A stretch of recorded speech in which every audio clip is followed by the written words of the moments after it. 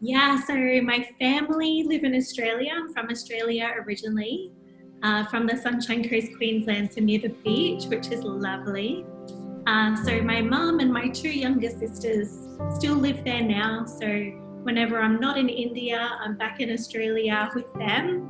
We're all very close, us girls. My father passed away about 8 years ago, quite suddenly. And since then, it's just brought us all a lot closer together. So I really enjoy time with them, and thanks to technology, able to chat with them quite a lot as well.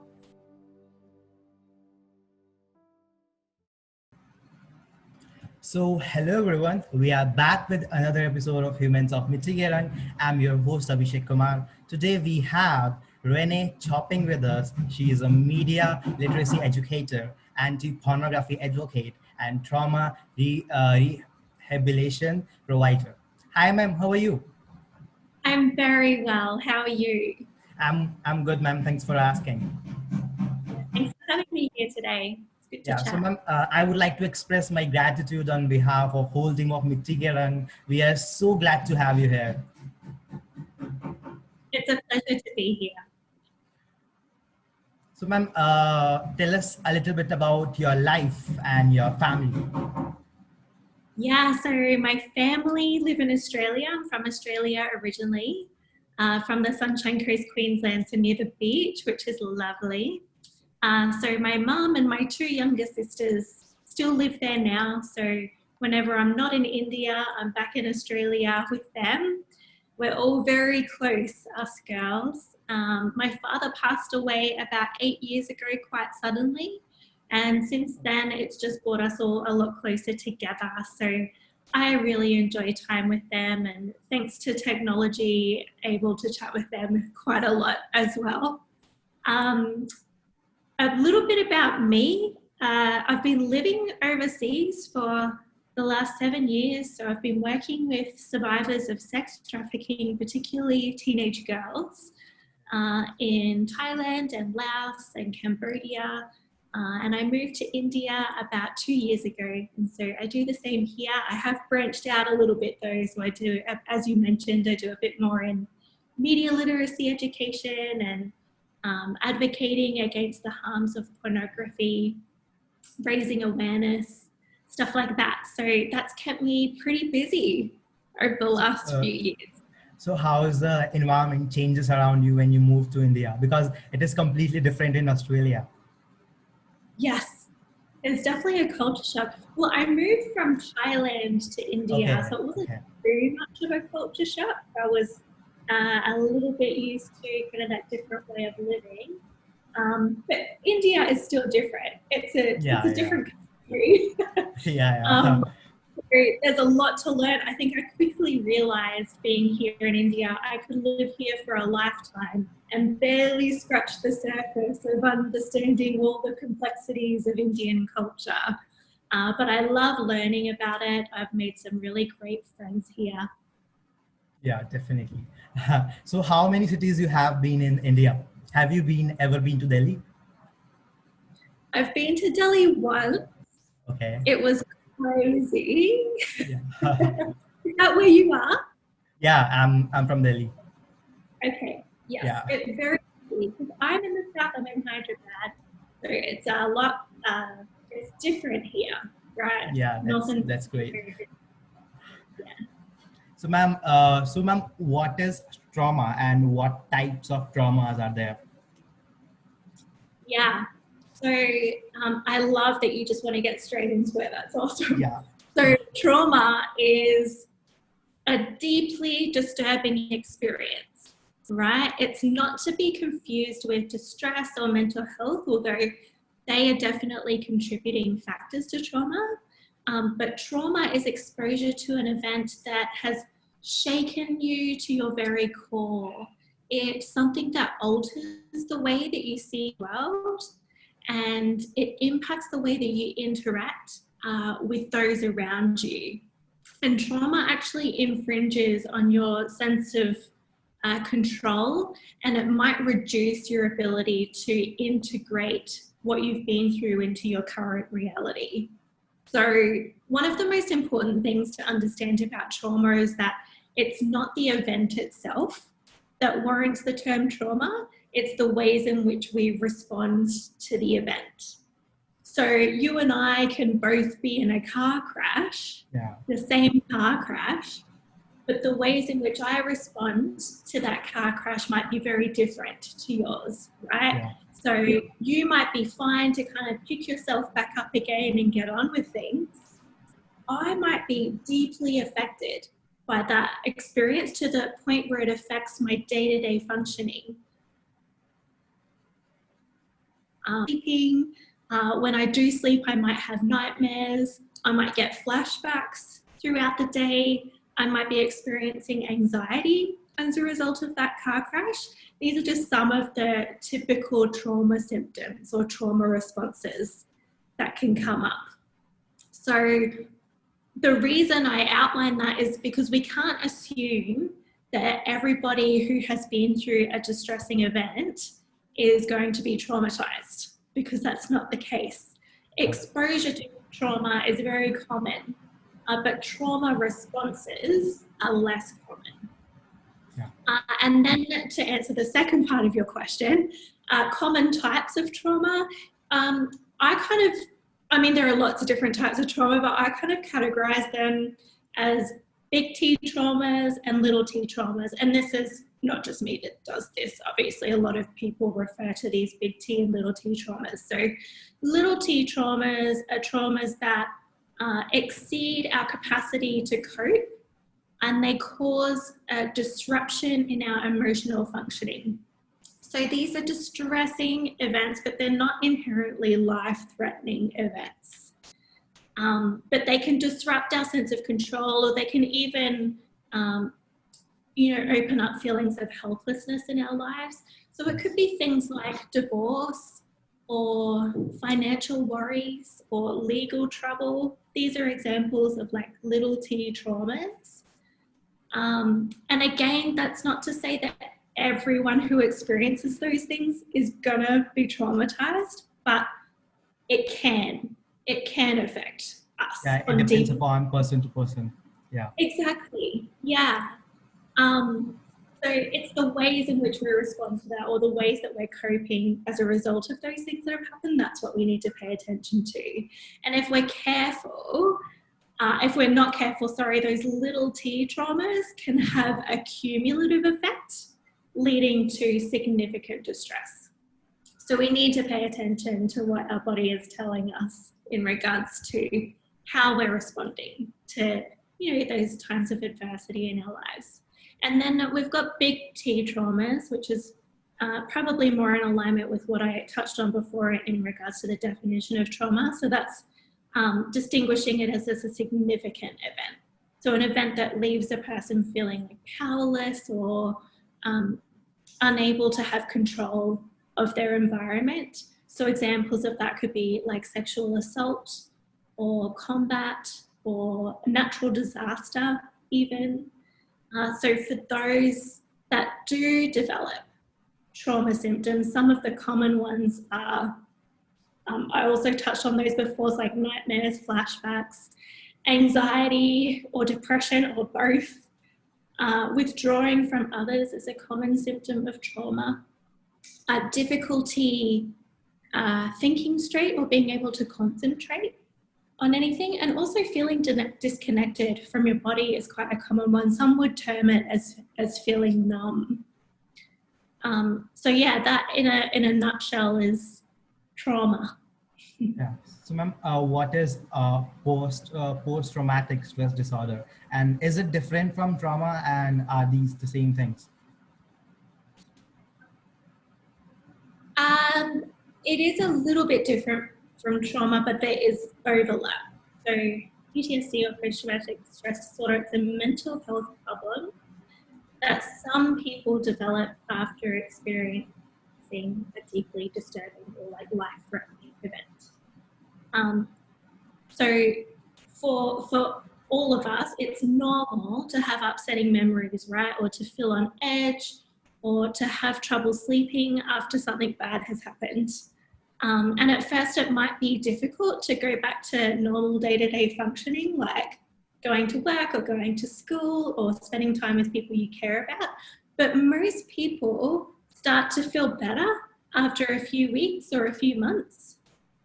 If it's been longer than a few months and you're still having symptoms, you might have PTSD. So it's that, long-term difficulty going through your day-to-day life. Only a small percentage of people who have experienced trauma will go on to develop PTSD. So we hear about PTSD a lot, but it's probably a lot less common than you would think it would be. On average, about every 10 of every 100 women will experience PTSD in their lives, and about 4 to every 100 men will experience PTSD in their lives. So a small percentage. Yeah. So, ma'am, how to identify that one have an unhealed trauma? Unhealed trauma. Yeah, I tend not to use the words healed or unhealed trauma because trauma is so complex. And I feel like these terms are quite reductionist because they don't allow space to acknowledge trauma as a systemic issue in addition to an individual one. And it's an important question to ask because it's important for us to realize that there are so many things that contribute to trauma. Marginalized communities, for example, often don't have access to social workers, they don't have access to welfare support or psychological support, or even the ability sometimes to meet their most basic needs, like having a safe place to live, or to have access to regular meals, or even access to clean drinking water. So these all contribute to trauma, and they're not something that you can really heal from, right? Because it's a systemic issue. If, however, an individual, so for example, if someone's listening to this and they've experienced something in the past that has affected them in a negative or harmful way, and they have symptoms that are affecting their day-to-day functioning, I would say that's an indication that trauma is present in their lives. So again, it comes back to listening to your body, listening to what your body is telling you. All right, ma'am. Yeah. So, ma'am, how childhood trauma can affect the health throughout the life? Yeah, childhood trauma is a big one. So childhood trauma chips away at a child's stability and sense of self, right? So this can undermine their self-worth and it can stay with them, they can be carrying that right into adulthood. So children who are exposed to abuse and to trauma may develop what's called a heightened stress response. So this long-term stress and anxiety in their lives can impact their ability to regulate their own emotions. It might lead to difficulty sleeping, which long-term has significant negative effects on our health. It can lower immune function and it actually significantly increases the risk of a number of physical illnesses throughout adulthood. So childhood trauma is a big one to pay attention to. Yeah. So, ma'am, how to overcome the trauma? Like, if someone suppose identify that he is having a trauma and having a childhood trauma thing. So, how to overcome that thing? What should be the first step? Yeah, well, so it would be different for children than it would be for adults. Yeah. But basically, if we're going to really generalize it, you'd be looking at similar things in that we're looking at whole of person healing. So we're looking at how trauma has affected their psychological functioning, how it has affected their emotional functioning, physical functioning, spiritual functioning, how it's affected their relationships. And we kind of just assess from there where to start in creating a trauma care plan. For people who don't have access to a therapist or someone who can create that care plan with them, there are other things that you can do. But I think the most important thing, if I was going to say it quite generally speaking, is to be connected with people. Relationships are the most healing thing that we can have in our lives, like having those support networks, and being able to feel safe with other people. I mean, this is a big one for children and adults. So being able to feel safe with people is probably the single most important aspect of mental health, because safe connections are fundamental to meaningful and satisfying lives. And so probably what we would look at first is ways that we can foster those safe connections with other people. And so as a therapist or a trauma-informed carer, you'd be looking at ways that you can help the trauma survivor connect with people using lots of different interventions. So how do we, like, I'm not talking about right trauma, but sometimes it happens with us, something happened with us in past and we keeps on thinking about it, and it always remain inside our mind. So we always keeps on thinking about it. So how to distract ourselves from that situation? Yeah, there are a few different things that you can do. It's different for every person, but narrative therapy is a really powerful tool in helping to reframe the stories that we're telling ourselves, right? So a lot of the times trauma or the symptoms of trauma continue to come up because we're telling ourselves negative and harmful things about what happened in that event.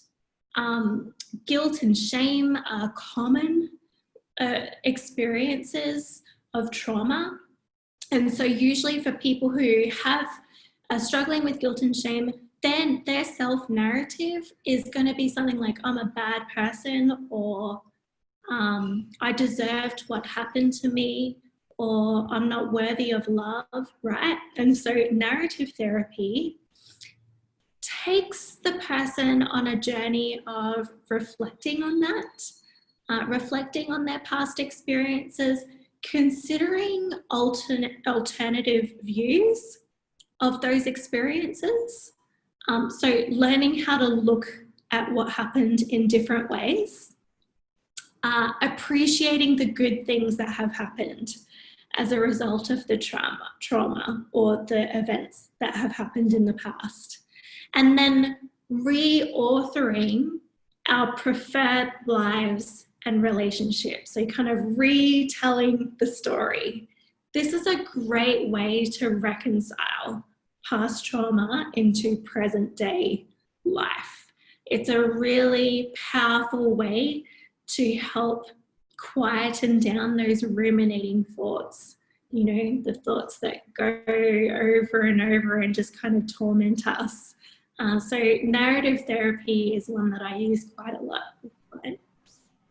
Yeah, so trauma have a lot of effects. So how trauma affect emotionally and psychologically? Yeah, yeah, that's a big one. So emotionally, trauma, it affects our ability to self-regulate our emotions, right? So we can be triggered quite easily when we're struggling with symptoms of trauma. We're kind of living in this heightened sense of self. So a common symptom of trauma is hyperarousal. So that's when your body is always scanning the environment, looking for cues of danger so that you can get out of there, or so that you can fight, or so that you can hide and protect yourself. And that's exhausting, and it also releases stress chemicals in our bodies, which over a long period of time deteriorates our health.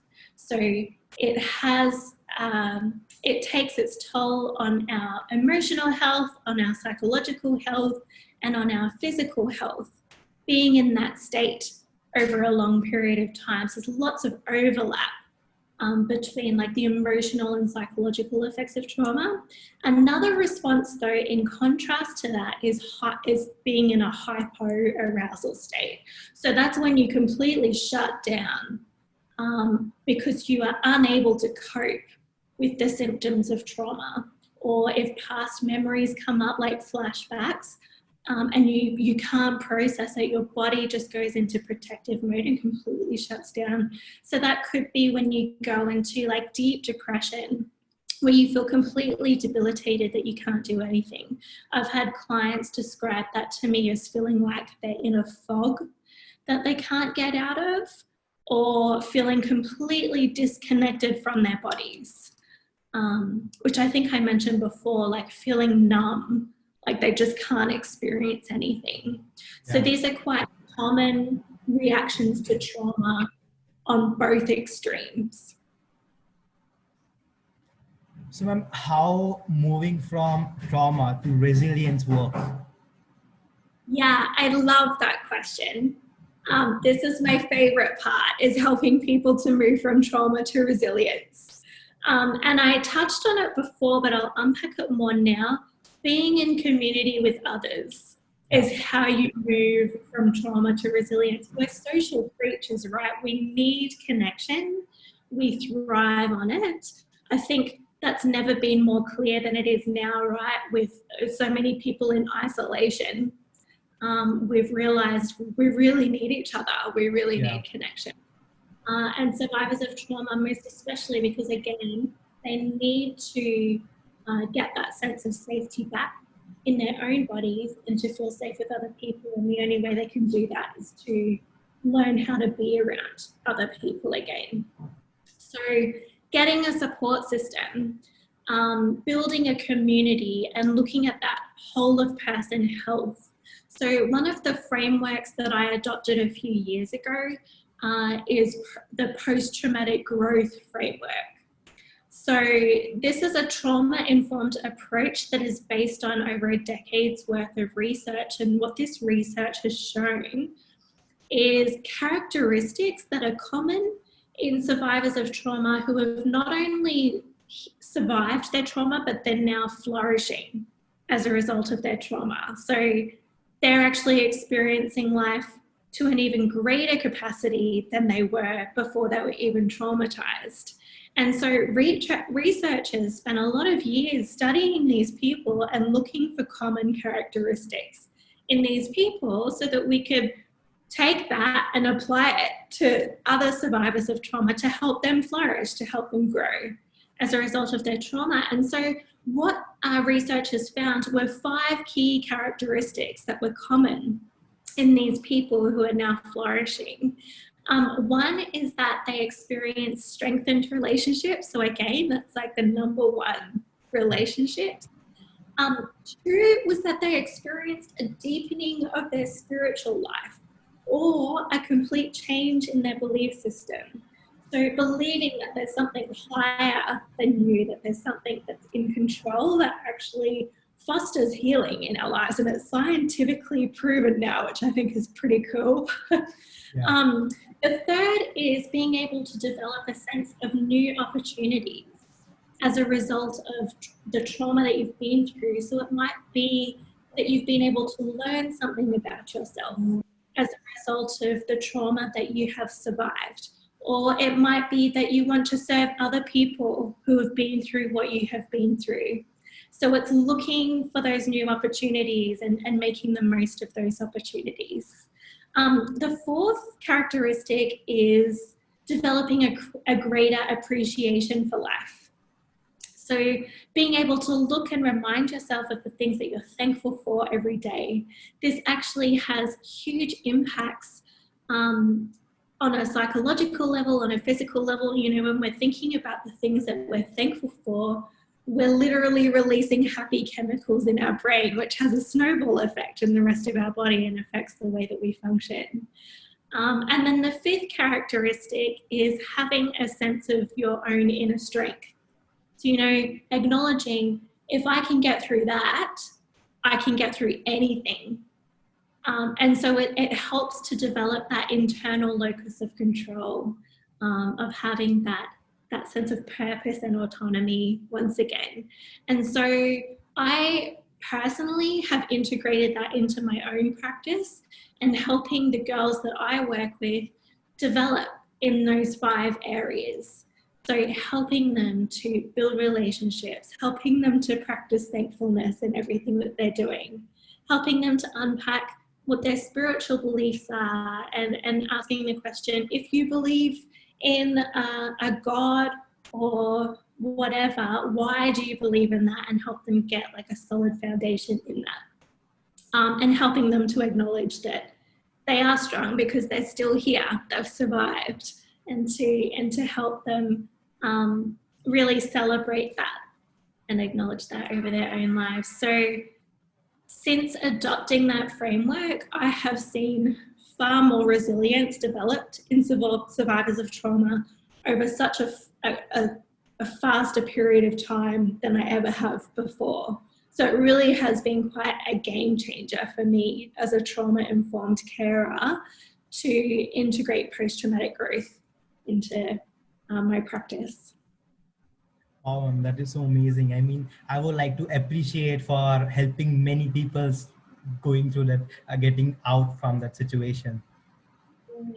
Yeah, it's really the highlight of my career, is seeing people who have been through horrific things have the foundation in their life that they can continue to build upon. And this post-traumatic growth, developing these 5 key characteristics, lays a really solid foundation that survivors just can continue to strengthen throughout their lifetime.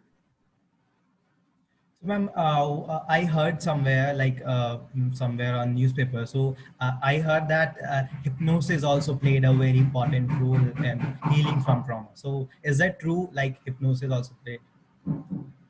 I haven't practiced hypnosis at all. I have read some studies where that has worked. I don't think it would be the case. I don't think it would be for everybody. But certainly I've seen the research and read case studies of people who have benefit greatly from hypnosis. I'm probably not the best person to speak into it though. Okay. So ma'am, how can we as a society support trauma survivors? Yeah, I love that question. I think the most important thing, again, we go back to it's so important for a survivor to feel safe again. Yeah. So being present and being patient is the most important thing we could do to support a trauma survivor. I think often it's a common pitfall that we would try and fix the problem when we're coming alongside trauma survivors, right? We see them in pain and we want to fix their pain, and that's normal and that comes from a good place. But I think it can be quite damaging. I think when we realize that that's not the answer when coming along trauma survivors, that all we need to do is be a calming presence and a listening ear, that's going to be what fosters safety in them again. And that can be quite a slow process. And so that's why it's important that we have that patience when we're coming alongside them. Because we need people we can trust and depend on, right? So as tempting as it might be to try and find solutions, my advice would just to be a comforting, non-judgmental presence and listening ear. And be encouraged to know that even when it feels like you aren't doing anything to help, keep checking in, keep showing up, because our presence is the most powerful support we can provide. Also sometimes like we will have to make them feel normal as well, because if we know someone from like trauma survivor, so we becoming over caring towards them, so that could also actually, yeah. That's so true. Yes, we don't want to baby them. Yeah, We don't want them to feel like they're being coddled. That's not nice for anyone, right? we So just have to yeah, make them feel like you are like every one of us and you are totally normal about it. Yeah. absolutely. Yeah, exactly. So ma'am, what is the most effective way to heal from trauma? Mm. Well, I think first it's important to address what the term being healed means. Yeah. Um, if my definition of being healed is that I never experience the negative effects of trauma ever again, Yeah. I actually don't think that's realistic. If, however, healing is understood as having healthy coping mechanisms, a strong support network, an understanding of the ways that trauma affects me on a physical, emotional, and mental level, then I would call that healing. One trauma survivor I listened to recently, as she was sharing her experience, she described it as healing from trauma as learning to dance with the date that brought you. So she said, healing from trauma is not a linear process. It's a constant back and forth throughout life, like being able to dance with the one that brought you. It's learning to have compassion for yourself as difficult emotions arise, and learning how to interact with those emotions from a new perspective. So essentially what she's saying is it's being able to manage the stuff that comes up as it comes up. And really that will continue to happen always. Probably less and less as Yeah. you move on. So I would say you can heal from trauma to the degree that you can work in partnership with it. Yeah. So I think that's really important for survivors of trauma knowledge to take the pressure of trying to achieve full healing and to learn that just having ways to cope with the stuff that comes up is actually quite significant. So I would say get support, don't attempt to do it alone. Healing from trauma is all about learning to feel safe in your body again. And to do that, we need community and people we can trust. And then I would also say if you can, find a therapist or join a professionally facilitated support group. Ma'am, how meditation helps in trauma? Meditation is so powerful in bringing in fostering healing. Meditation helps strengthen our ability to regulate our emotions and also observe our experiences and feelings as they come up.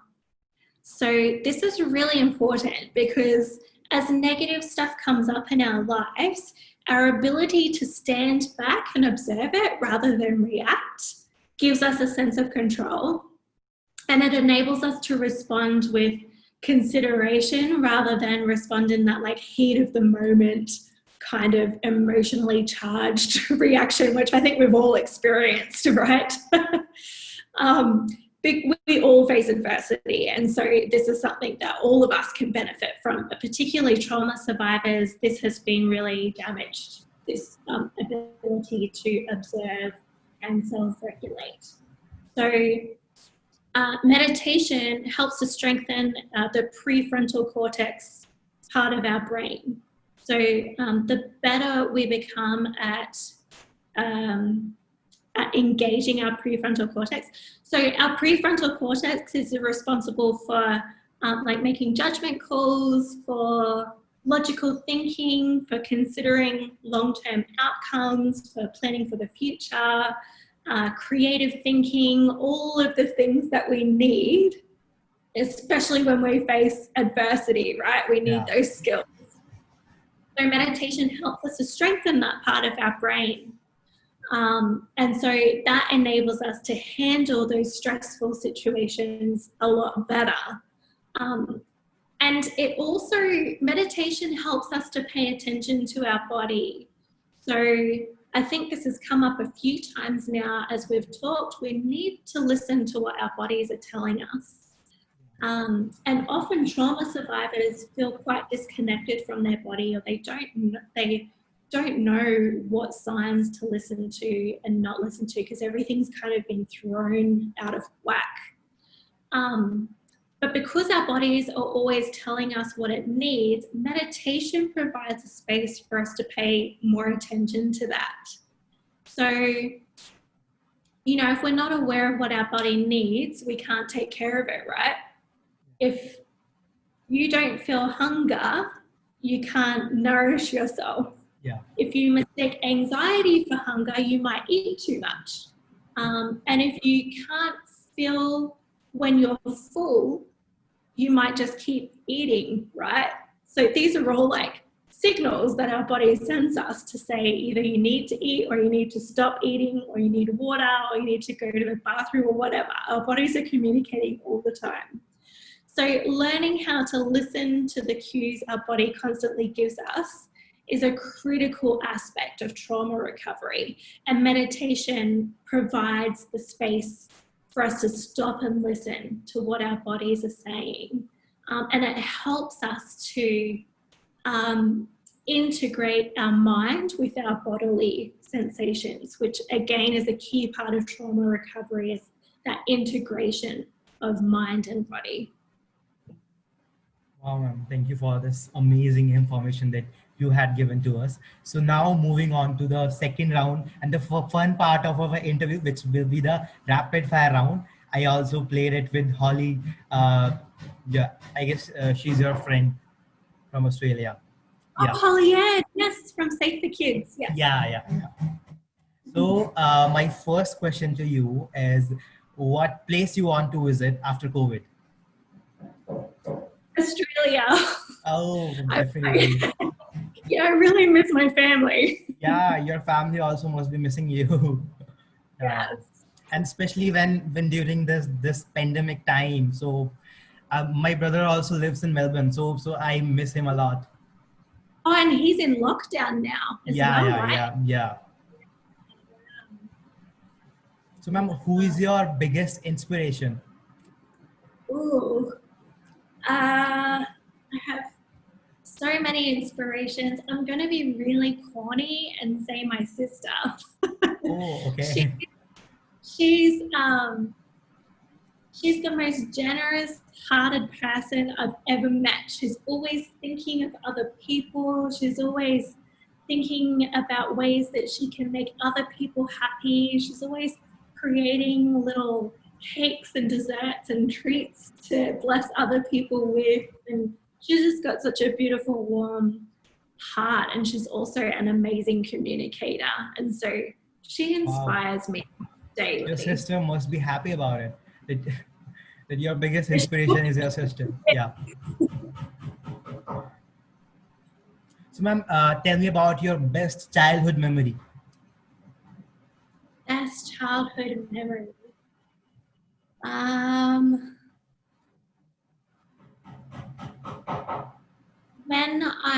So I grew up in Queensland, which is quite a hot climate. It's actually quite similar to India. We had a big pool in our backyard. And so myself and my sisters, when we got the pool, would spend like all day and night in the pool. So I think my best childhood memories are doing like backflips and somersaults with my sisters in the pool. That is amazing. Trying not to drown each other when we're mucking around. But yeah, I think when I think about my childhood, I think that's probably one of the most fun times. Wow. So ma'am, what will be your 3 wishes from Ginny?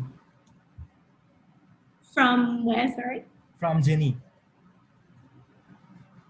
So Ginny is the magical one who grants you 3 wishes, and all your wishes comes true.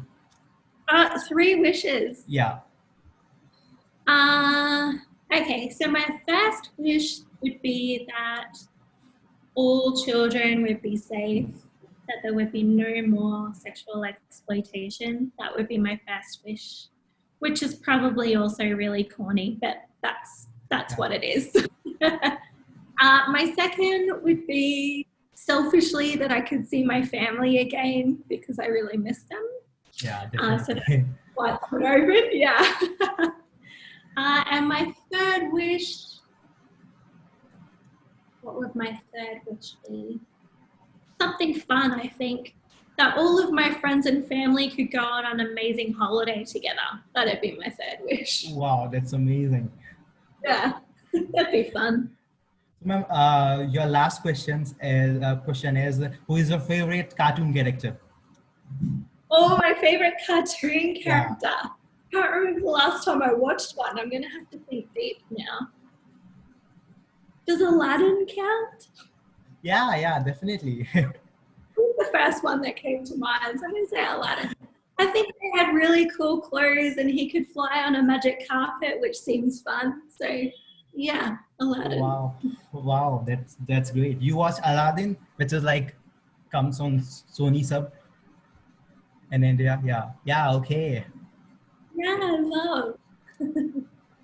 So, ma'am, it was very wonderful interviewing you, ma'am. I would like to thank you again for your wonderful words and educating us about trauma and how to go through trauma and what are the situations. So, ma'am, thanks a lot for this. Yeah, my pleasure. Thank you for inviting me to share. I really appreciate the opportunity. Great questions, by the way. Thanks a lot, ma'am. So, girls and boys, ladies and gentlemen, this is all for today. We will be back with another story, another person, back soon. For now, be safe, stay tuned. Goodbye.